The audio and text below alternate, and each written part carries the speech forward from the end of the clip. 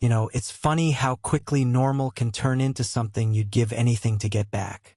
Just last week, I was complaining to my wife Hannah about the muddy drive, the gutters sagging, the way our boy Ethan kept leaving his shoes right by the door so I'd trip over them every damn morning.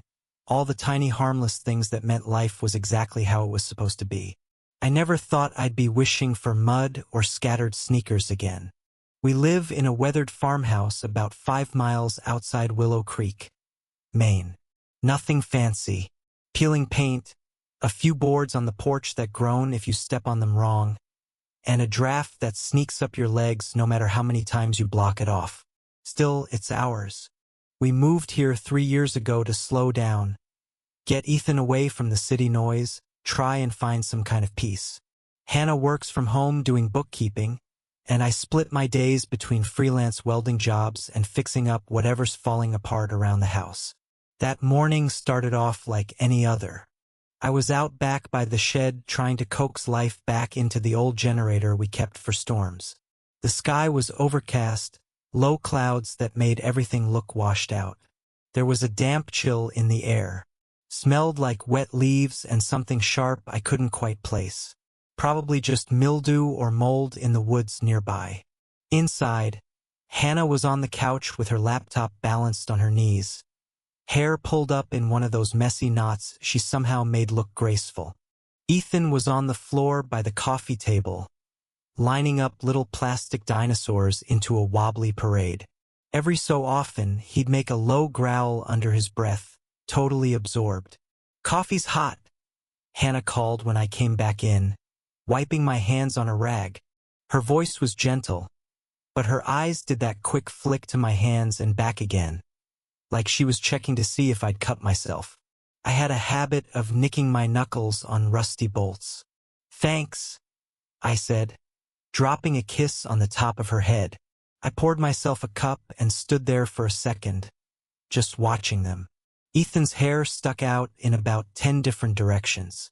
Hannah had freckles starting to bloom across her cheeks from the early spring sun. For half a breath, it hit me how lucky I was.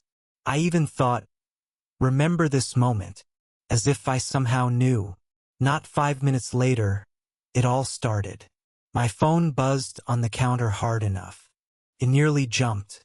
I thought it was just another spam call and almost ignored it. But then Hannah's phone lit up too, vibrating across the coffee table.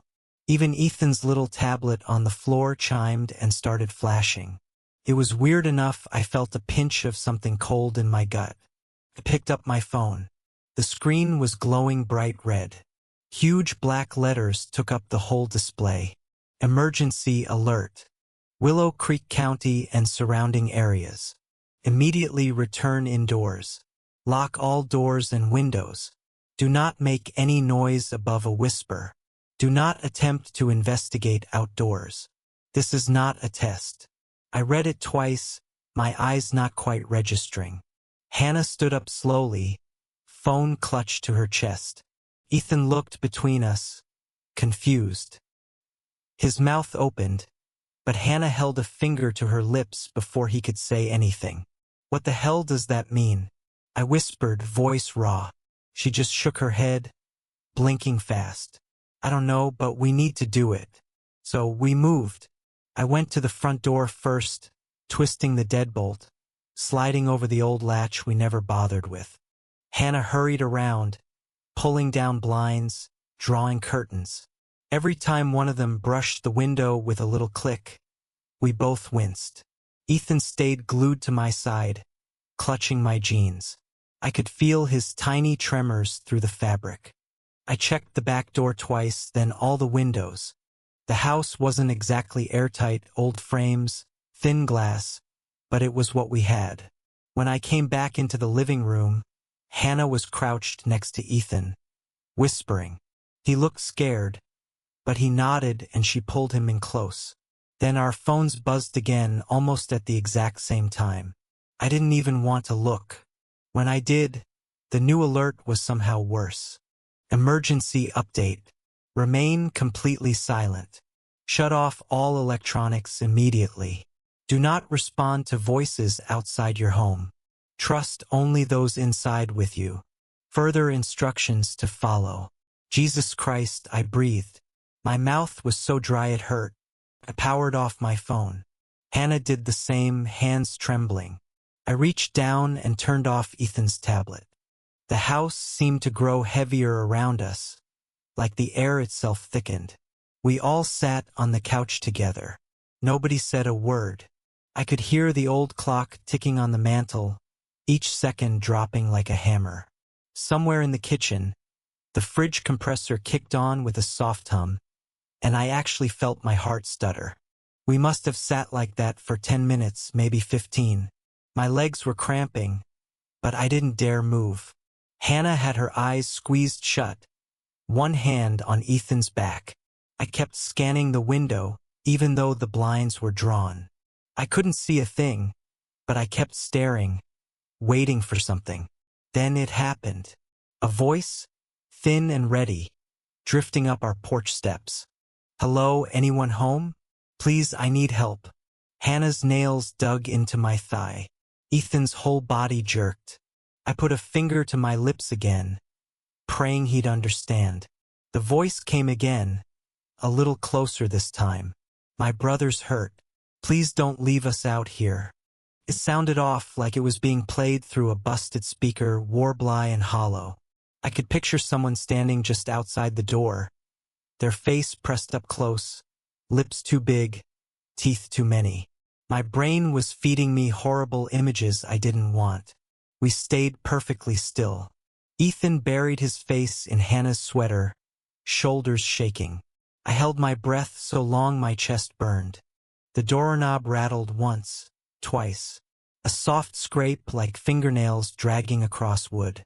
The doorknob gave a gentle turn like whoever was out there was testing it, seeing if maybe we'd forgotten to lock up. Then it stopped. I could almost feel them out there on the porch, listening, waiting. My skin crawled with the sense of being watched through the thin wood of the door. I tightened my arm around Hannah and Ethan, and we all just sat there, hearts thudding so loud it seemed impossible that thing outside couldn't hear us. Then it spoke again. Only now the voice was wrong in a way I can't properly explain. It was as if someone was reading lines off a card in a language they didn't really understand. The cadence twisted, syllables dragging in weird places. "Please, my brother needs help." Ethan whimpered so soft I barely caught it. I clapped my hand gently over his mouth, trying not to make the slightest sound. His small tears soaked into my palm. Hannah was shaking, breath hitching like she might start sobbing. I leaned my forehead against hers, hoping somehow that would keep her calm. The thing on the porch started to move. I heard the boards creak under its weight, slowly crossing from one end of the porch to the other, pausing every few steps. My mind conjured up these vivid, awful images of something with skin too tight, stretching around bones that weren't quite shaped right, of a mouth that split all the way back to the ears. I kept telling myself, "You haven't seen anything yet. Don't imagine more than there is." But it didn't matter. My head was full of horrors all on its own. The footsteps faded, and for a moment, there was silence again. Then we heard it. A low vibrating hum like someone blowing across the top of a bottle, but deeper, more layered. It crawled right up through the floorboards, vibrating in my teeth. Hannah clutched my arm so tight her nails bit through my sleeve and into my skin. Ethan squeezed his eyes shut, tears leaking down his face. That hum only lasted a few seconds, but it felt like it went on forever. Then it was gone, leaving the air weirdly dead, like every bit of sound had been sucked out of the world. Even the fridge had gone silent, the clock no longer ticking. I realized then that everything in the house, every machine, every tiny mechanical noise had stopped. I didn't want to move, but I needed to know what was happening. I gave Hannah's shoulder a tiny squeeze, then stood up slow, careful not to let the old couch spring squeal. I crept over to the front window and eased the edge of the blind aside just enough to peek out. The porch was empty, but the gravel beyond was wrong, scuffed up in strange sweeping arcs, like something had been dragged in circles. And leading away from the porch were these shallow trenches, almost claw marks, gouged into the dirt. They stretched off into the road and disappeared into the trees. I dropped the blind and pressed my back against the wall, breathing hard. Hannah was staring at me, eyes wide and desperate. I just shook my head. I didn't trust myself to whisper yet. Then all at once our phones lit back up. Not turning on fully, just the screens pulsing with pale light. The devices on the mantel, the old digital photo frame Hannah's parents had sent us last Christmas. The little kitchen timer that showed the date, they all started to flicker, too. No alarms, no beeps, just eerie silent light. The glow moved across the room like ripples on water. That's when every screen, every single one flashed the same words in those thick, blocky letters. We see you. We hear you. Stay silent or join us. I felt my knees buckle and sank down onto the floor. Ethan let out a thin, terrified wail before clapping his hands over his mouth.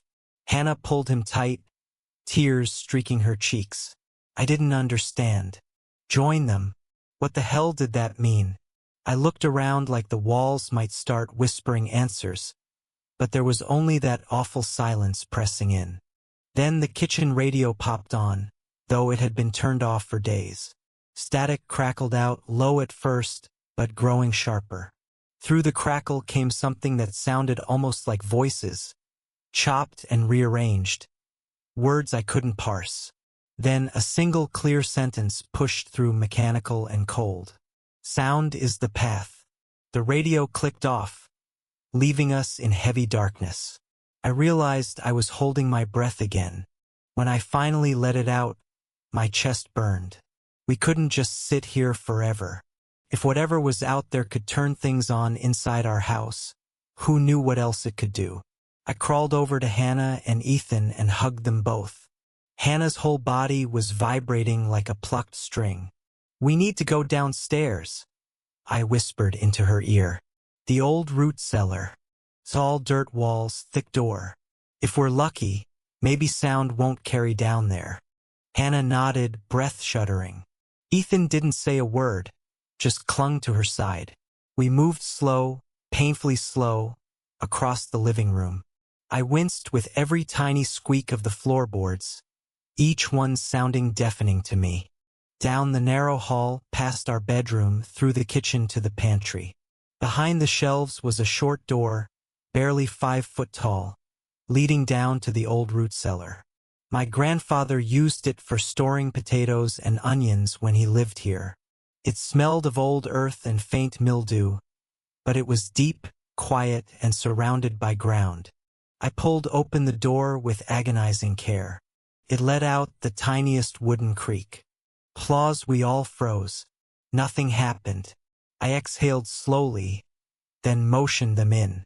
The steps were steep, just packed earth and a few rough boards hammered in. I went first, then held Ethan's hand as Hannah followed. Once we were all inside, I eased the door shut behind us, bracing an old crate against it for good measure. Down there it was colder. The air felt thicker, damp. I could hear our breathing echo off the dirt walls. Ethan pressed close to me, Hannah's arms wrapped around his shoulders. We all sank down together onto the hard floor, trying to make ourselves as small as possible. For a long time we didn't speak. The only sounds were the slight rustle of our clothes and the faint drip of water somewhere deeper in the earth. I kept listening for anything above us, footsteps scraping that awful humming. But there was nothing, just silence that felt too heavy, like it might smother us on its own. Then Ethan whispered so soft I almost didn't catch it. "Daddy, do you think it's gone?" I pulled him close, kissed the top of his head. "I don't know, buddy, but we're gonna stay right here until we're sure." Hannah's hand found mine in the dark. Her grip was tight, almost desperate. I squeezed back, hoping it said everything I couldn't. We sat there for what felt like hours, though it was probably less. Time gets slippery in the dark. I tried counting seconds in my head to keep from losing it, but my mind kept drifting back to those words on the screens. We see you. We hear you. Stay silent or join us. What did that mean? Join them. Were they even talking about killing us or something worse? I didn't want to find out. At some point, Ethan started to nod off, his head drooping against Hannah's chest. I wanted him to rest. It was better for him not to be awake and scared, but every time he shifted, a tiny rustle of his shirt made my heart jump. I thought Hannah might be asleep too, her breathing slow and deep until she whispered so faint I barely caught it. Did you see what was outside? Her voice sounded strange in the dark, like it didn't belong to her. I swallowed. No, just marks in the dirt like something crawled or got dragged. Whatever it was, it's not like anything I know. She shivered against me. It was copying us.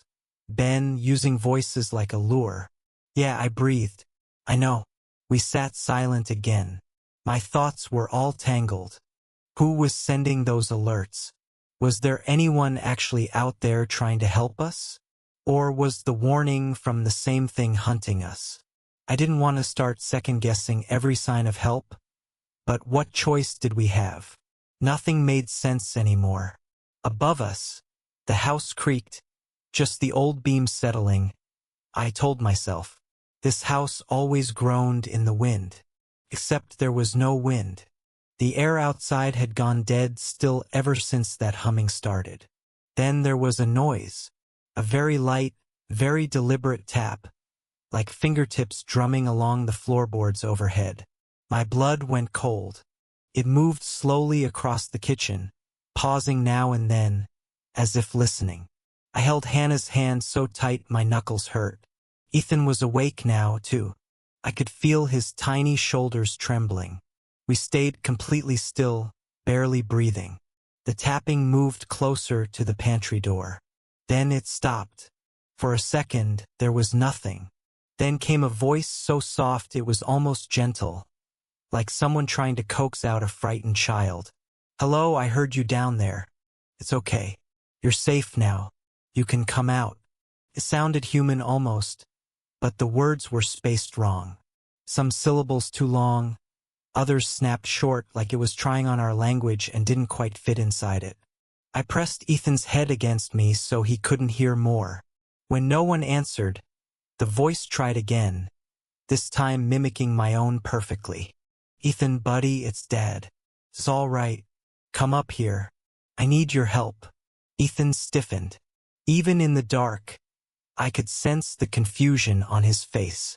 How badly he wanted to believe that was really me. I put my mouth right next to his ear. It's not me. Don't move no matter what. Then silence again. The worst kind. The kind that stretched on so long I started imagining I'd dreamed the voice. Maybe we'd finally lost them.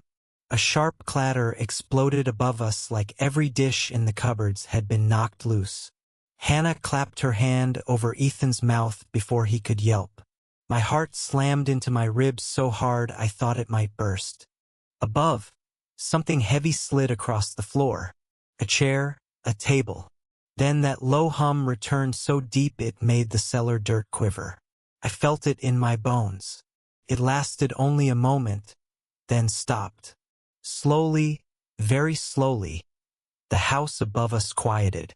No more sliding, no more tapping. The hum faded into nothing. I held on to Hannah and Ethan for dear life, trying to will my heartbeat to slow down. I didn't know if they'd left or if they were waiting right outside the cellar door, listening for us to slip. We stayed huddled there for a long time. My legs cramped, my back throbbed, but I didn't dare shift. I counted to 1,000 in my head, lost track, started again. Then Hannah did something that nearly stopped my heart. She groaned softly and leaned away, clutching her side. "Babe," I whispered. "What's wrong?" She sucked in a sharp breath through her teeth. "It's the baby. Just a cramp. Maybe it happens." except I could tell by the way her hand pressed into her belly, by how her face screwed up in pain, even in the dark, that it wasn't just a cramp. Not this time. Try to breathe slow, I said, voice barely there. Don't make any noise. Okay, we're okay. She nodded, but her jaw was clenched so hard I thought she might crack a tooth. Ethan's hand found mine in the dark. I squeezed it. Time blurred again. Hannah's breathing turned ragged, then eased, then tightened up all over. I didn't know if it was early labor or just stress. Probably both. But there wasn't a damn thing I could do for her down here. Eventually, exhaustion started to pull at us. Ethan's head drooped, then jerked up, then drooped again. Finally, he slumped against me. I stroked his hair. Hannah's grip on my arm loosened. Her breathing evened out. I hoped she'd fallen asleep. I didn't dare. I sat there in the dark, eyes open but seeing nothing, listening for the slightest creak or scrape above us. My mind kept replaying that voice mimicking me. Ethan, buddy, it's Dad. The exact tone I used whenever I called him in from the yard. I hated how perfect it had been, how easily it could have fooled him. Just when my own head started to nod, there was a faint vibration under my feet. Not footsteps, something more like a low rumble, distant but growing. I pressed my palm to the dirt. It was trembling. A second later, a muffled boom sounded far off, maybe miles away. Then another. The ground jolted slightly, knocking dust from the cellar ceiling. Ethan startled awake with a tiny squeak. Hannah snapped upright, too, breathing hard. What was that? She mouthed. I shook my head. Don't know. Maybe. I couldn't finish because right then, faint but clear through the dirt above us, came a series of popping cracks like gunfire. We all looked at each other in shock.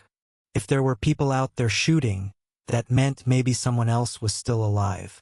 Maybe someone was fighting back. But it also meant more noise, more things to draw those creatures. I had no idea if that was good or bad. Another rumble, then a sound I hadn't expected. Voices yelling commands. I could just make out fragments all distorted and hollow through the ground. Sector clear. Watch your flank coming through the trees. Hannah's eyes went wide. Soldiers, she mouthed. I nodded, my chest tightening with a mix of hope and dread. Because if they were here, that meant things were bad enough to bring in military. And if they were shouting like that, they were either desperate or already dying. I carefully eased to my feet, bracing against the wall. Stay here. Don't move unless you hear my voice for real. I'll be back. Hannah grabbed my wrist. Her grip was iron. Then, no. But I shook my head. I have to see what's going on. We can't just wait here forever. I slipped up the steps, heart racing. At the door, I pressed my ear to the wood. Outside, I could hear boots crunching on gravel. More shouts, something that sounded like a high-pitched whine. Metal grinding almost.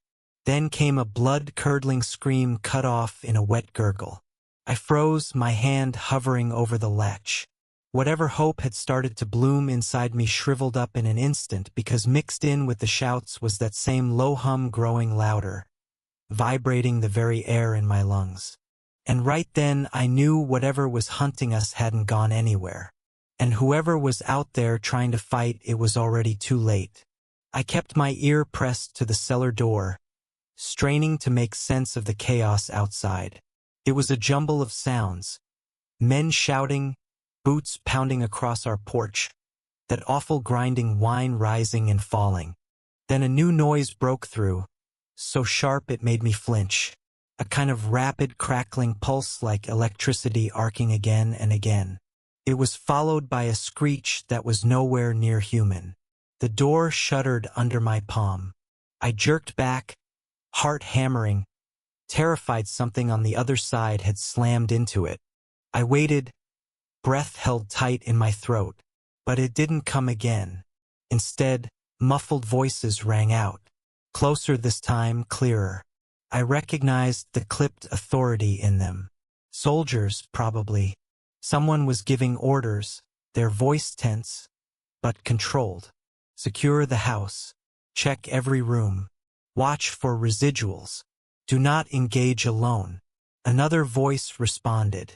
Yes, sir. Moving left side. I exhaled, shoulders sagging with a mix of relief and terror. Soldiers meant guns, training, maybe answers. But the way they talked, like they expected something to burst from the walls at any moment, didn't exactly soothe me. I hurried back down the steps to where Hannah and Ethan huddled. Ethan was wide-eyed, clutching Hannah's hand so tight his knuckles had gone white. I dropped into a crouch beside them. There's people up there, I whispered. Military. I think they're sweeping the house. Hannah's eyes filled with tears. Thank God, she breathed. Are we safe now? I don't know. Just stay quiet. Don't move unless I say. We waited. Every tick of silence was torture. I heard boots thumping overhead, low voices coordinating. A brief burst of static like someone's radio going off. Then a beam of light sliced through a crack in the cellar door. It swept back and forth, then settled right on where I knew the latch was. I tensed. Was it them or was it something else mimicking light the way it mimicked voices? A firm, calm voice called down. If anyone's down there, we're with the United States Army. We're extracting civilians. Come out slowly, hands visible. Stay completely silent unless spoken to. I shot a look at Hannah, who nodded shakily. Ethan clung to me. I pried his hands off and stood, forcing my legs to stop trembling. Then I cracked the door open just a hair. A blinding flashlight hit me square in the face. I threw up a hand to shield my eyes. Step out, the voice ordered. Slowly, I obeyed, pushing the door open wider. 2 soldiers in bulky gear waited on the other side, rifles raised. Their helmets were slick with mud, faces obscured by goggles and masks that buzzed faintly with tiny fans. One held some kind of scanner that beeped and pulsed with faint blue light as he swept it over me. Clear, he said. Anyone else? My wife and son, I rasped.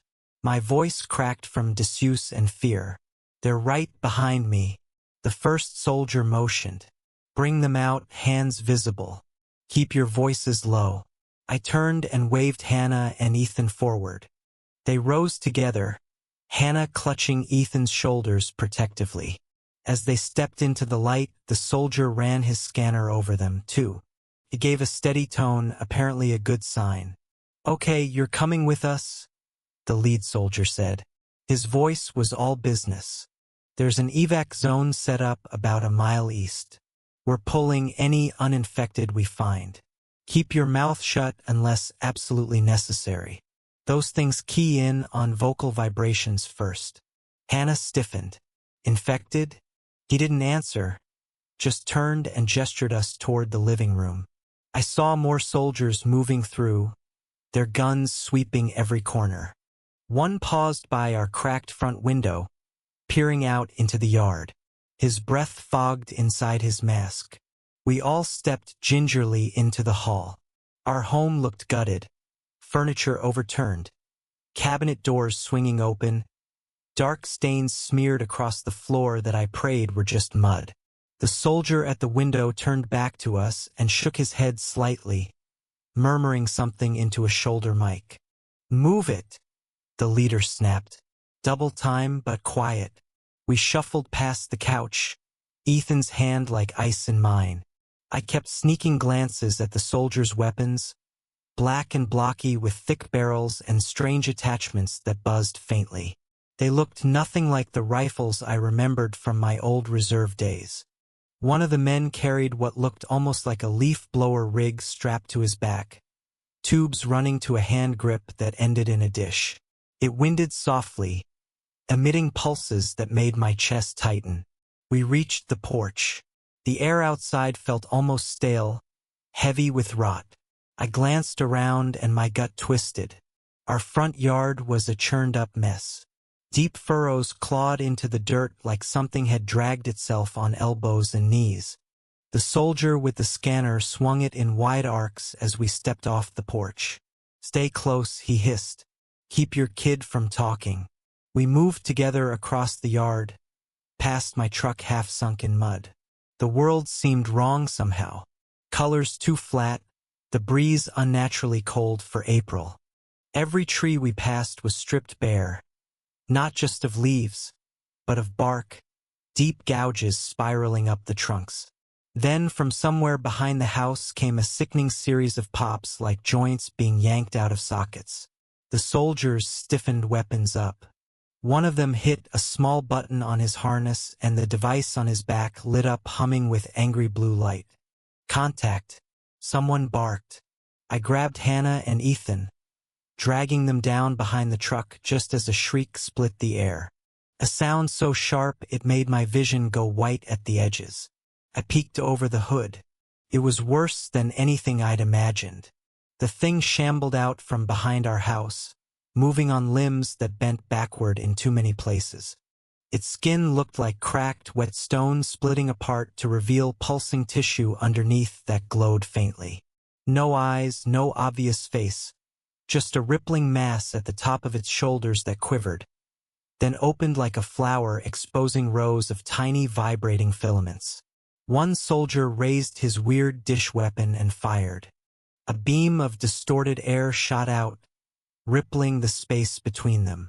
It slammed into the creature, and the filaments burst into a spray of dark fluid. The thing let out that same piercing shriek, staggered, then collapsed in a twitching heap. More shapes were moving behind it, dozens of them, all emerging from the treant, silent except for the wet rustle of their bodies sliding over each other. "Fall back!" the squad leader yelled, voice cracking. "Covering fire. Get the civvies out of here." Another soldier grabbed my arm, yanking me up. "Run now." I didn't need telling twice. We bolted across the yard, down the slope behind the house. I didn't dare look back, but I heard the shrieks, the heavy thud of something massive hitting the ground, followed by rapid pulses from the soldiers' strange weapons. The air seemed to shiver with every blast. We reached the treant. I hauled Ethan over a fallen log, Hannah stumbling after us. Gunfire, if you could call those energy pulses gunfire, echoed behind us. Then came a sound that froze me mid-step. A long, low chorus of hums, all overlapping, vibrating so deep it rattled my ribs. It was the same hum from before, only multiplied by dozens. "Ben?" Hannah whispered, tears streaking her dirt-smudged face. "They're calling each other." I didn't know what to say. I just grabbed her hand and pulled her onward deeper into the shadowed woods, hoping somehow we could outrun whatever was answering that call.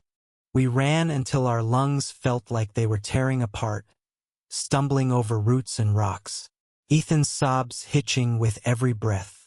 My legs burned, and every time I slowed, Hannah gave me this desperate look that stabbed right through my chest. So I kept going, dragging them both deeper into the trees. Eventually, we collapsed behind a thick cluster of fallen pines, the scent of sap heavy around us. I pressed a finger to my lips. Hannah nodded, pulling Ethan close, so his face was buried in her side. He was shivering all over, skin cold and clammy. For a long minute, all I could hear was our harsh, ragged breathing. Then, faint but rising, came that humming again. It swept through the forest like a rolling tide, deeper than anything natural. My teeth buzzed with it, and for a second, I felt my vision blur, colors running together like wet paint. Hannah squeezed her eyes shut. "Don't listen," she whispered. "Ben, don't let it in." I clamped my hands over my ears, but it was useless. The hum was inside me, vibrating through the bones in my skull. Images flickered in my mind of slick black hollows writhing with twitching filaments, of mouths opening in places no mouth should be.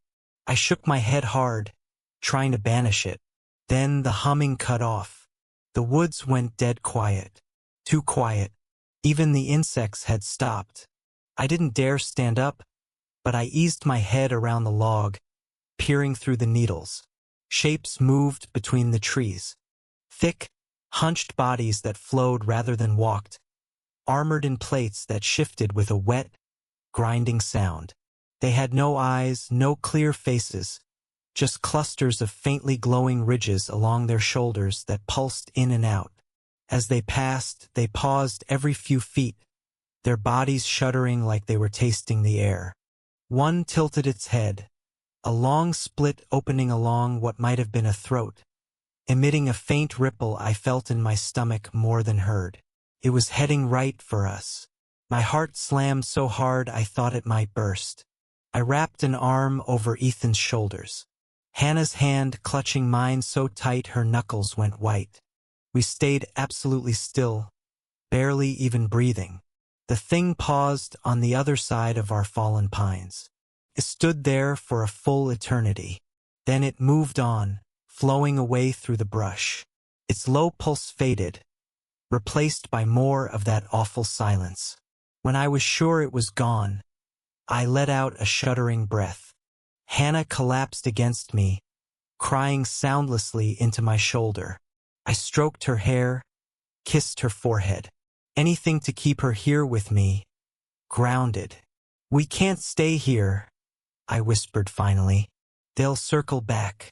We need to keep moving." Hannah nodded, wiping her tears with a filthy sleeve. Ethan didn't say anything, just clung to my side, his small face tight with fear. We pushed on slower now, trying to stay quiet.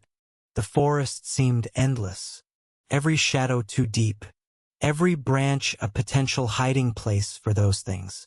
Once we heard screams echo through the hills, short, choked off quickly. I didn't know if they were human or something trying to sound human. Either way, we didn't investigate. By late afternoon, the sky overhead turned bruised purple. We stumbled into a clearing littered with rusted metal, old farming machinery half buried under vines. In the middle stood a decaying silo, its sides split open, spilling rusted panels like rotting teeth. "It'll block the sound," I said. "At least for a bit." We slipped inside. It smelled of mold and old oil, but it was sheltered. The floor was dirt mixed with scraps of broken boards. I guided Hannah and Ethan down into a corner and sat, pulling them close. For the first time since we'd fled the house, I let myself really look at Hannah.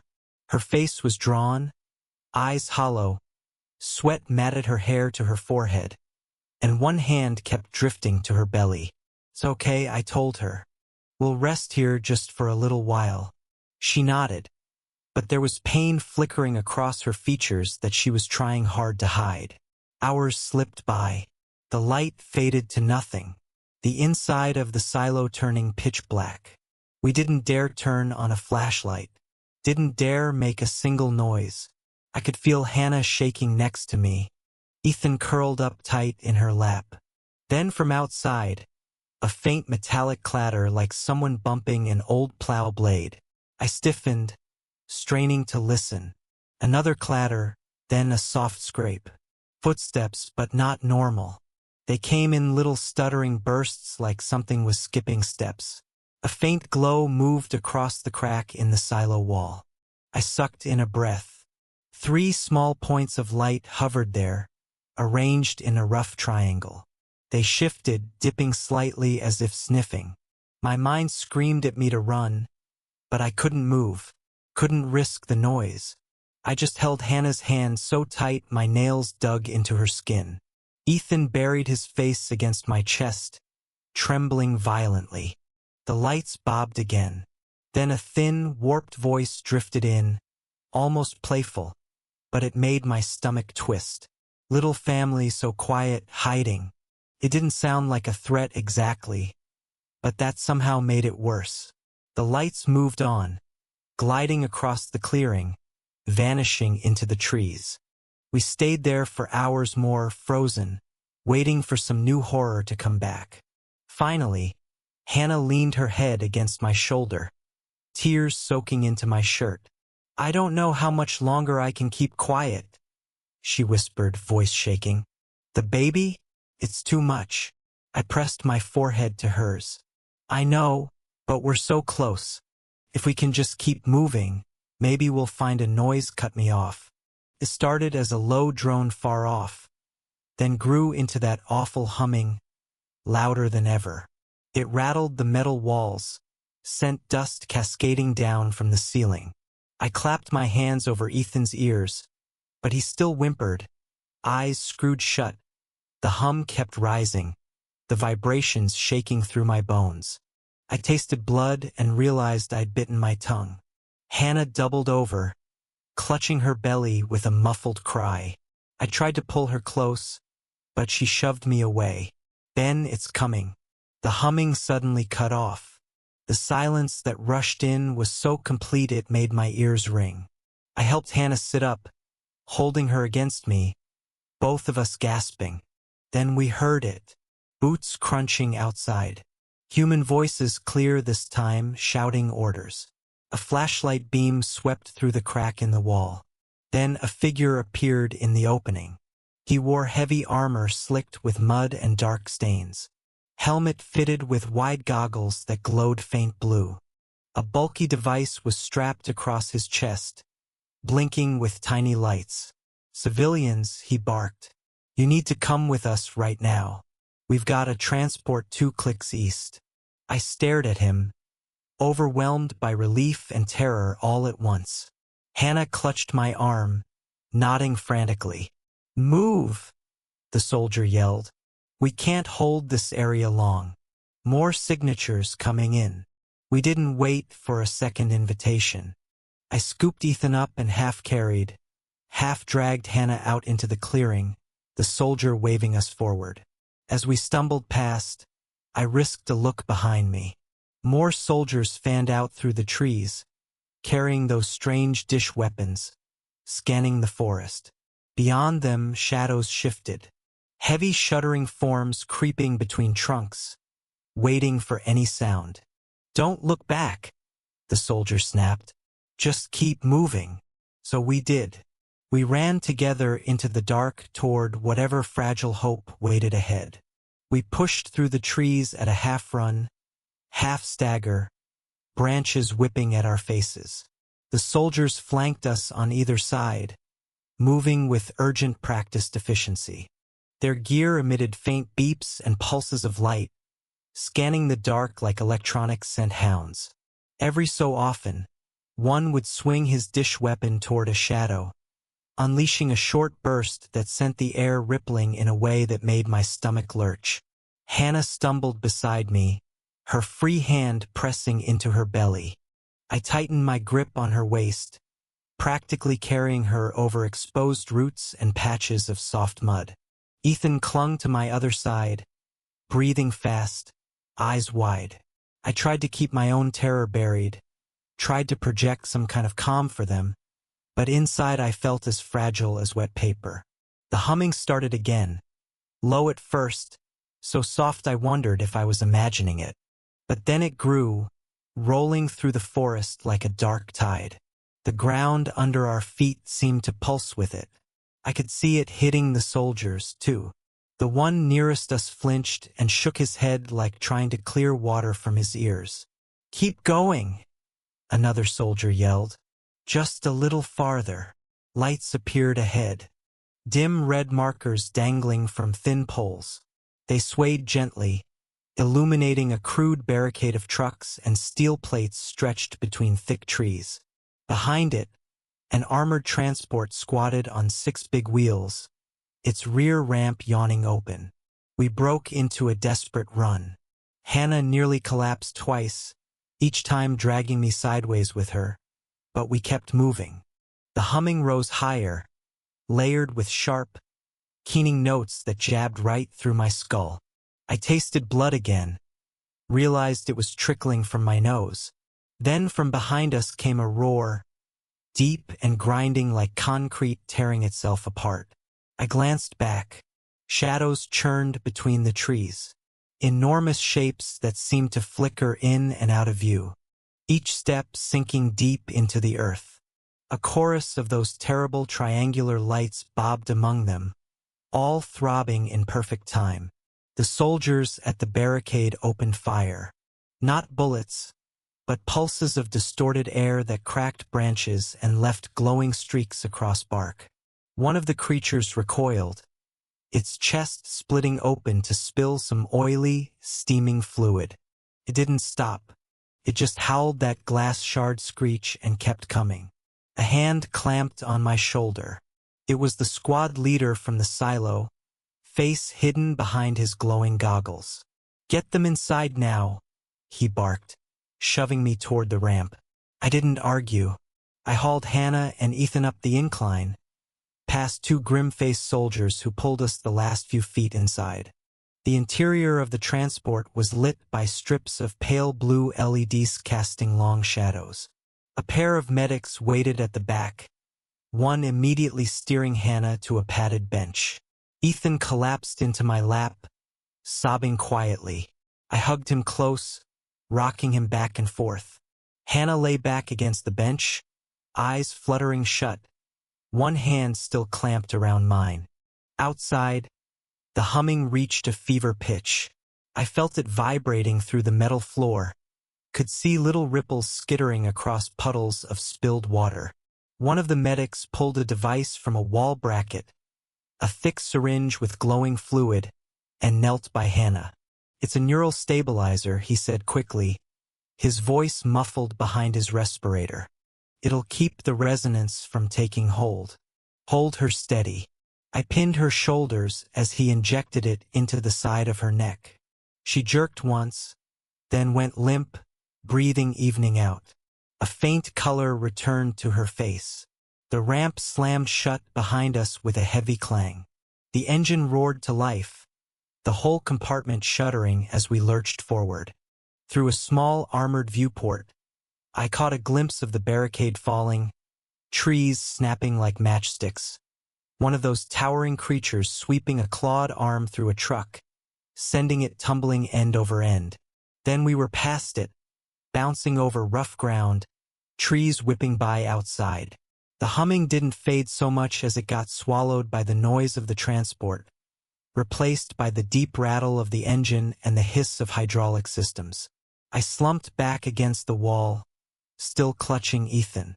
For the first time in what felt like days, I let my eyes close. Every muscle in my body felt like jelly. I must have drifted because the next thing I knew, a gentle hand was shaking my shoulder. It was Hannah. Her eyes were clearer now, though still ringed by deep shadows. "Ben," she whispered, her voice raw. "The baby, it's moving a lot. Too much." Fear stabbed through me.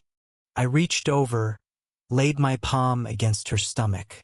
Under my hand, I felt a series of sharp little kicks, far more frantic than normal, like the baby was panicking or responding to something outside us. "It's okay," I lied, forcing a small smile. "We're safe now. Just hold on." She gave a weak nod, but I could see the doubt in her eyes. One of the soldiers came down the aisle, checking on everyone. His armor was spattered with dark fluids that hissed and smoked where they landed. He carried a small handheld device, passing it over each of us. When he got to Hannah's belly, the screen flashed orange. He paused. "How far along?" he asked tightly. 7 months, Hannah breathed. "Why?" He didn't answer, just turned and called something up toward the cockpit. The driver gave a short, clipped reply. I caught only fragments. "Containment ready. Possible resonance contamination. Priority evac." My stomach twisted into knots. The soldier crouched in front of us, his goggled face giving away nothing. "Listen to me carefully. We're taking you to a forward facility. They've got tech there that can suppress the frequency bleed, maybe even fully clear it, but you'll need to stay isolated until they're sure." I nodded numbly. "Just save my family, please." He clapped my shoulder once, then moved on. I held Hannah's hand like it was the only thing keeping me anchored. Ethan curled tighter into my side, his breathing finally slowing. After a while, the forest outside began to thin, replaced by low hills strewn with patches of concrete and steel. We passed through a checkpoint, floodlights blazing, soldiers in heavier suits waving us through. Beyond it, I saw a compound of squat buildings ringed with fencing, big satellite dishes tracking the sky. The transport pulled to a stop. The rear hatch opened with a sigh of pressurized air. Cool night wind rushed in, carrying the tang of ozone and something faintly burnt. A pair of medics in bright white suits waited outside, beckoning us forward. One carried a tablet that pulsed with shifting lines and arcs. As we stepped down, the lines jumped wildly when it passed near Hannah. They shared a tense look. "Straight to isolation chamber 2, one said. "Keep them separate from the others." Hannah squeezed my hand, panic flashing across her face. "Ben, I'm not leaving you. I promised. Whatever happens, we're together." They led us across the compound to a long, low building that hummed with hidden machinery. Inside, it smelled of antiseptic and metal. They guided Hannah to a padded gurney, motioned for me and Ethan to sit nearby. Clear partitions slid into place around us, panels lighting up with faint blue symbols. A medic worked quickly, strapping small sensors to Hannah's belly. The monitor beside her flickered with jagged lines that danced in eerie synchrony with the baby's kicks. One line split off, pulsing in a slow, triangular pattern. My heart stopped. It was just like the glow I'd seen on those creatures in the woods. The medic caught my expression. "This doesn't mean it's over," she said quickly. "We've had cases that stabilized. The resonance can fade with time if caught early. You'll stay here under observation." Hannah's eyes locked on mine, terrified. I leaned in, pressed my forehead to hers. "We're gonna fight this together, no matter what." Ethan climbed into her other side, tiny hand resting on her shoulder. For the first time in days, I let myself hope. Even in the blue glow of those cold medical lights, surrounded by buzzing machines and uncertainty, we were still a family, still here. Whatever was out there, whatever it had done to the world, hadn't taken that from us yet. And as long as we held on to each other, I wasn't about to let it.